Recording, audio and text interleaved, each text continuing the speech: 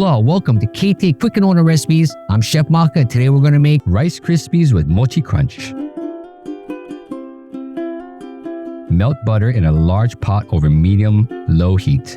Add marshmallows and stir in until melted.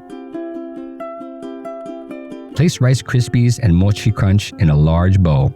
Remove marshmallow mixture from heat and stir into Rice Krispie mixture.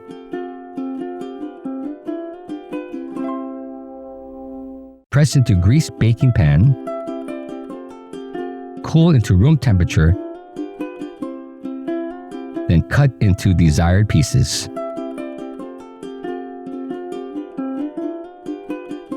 Enjoy! For these recipes and more, visit KTASuperstores.com/recipes.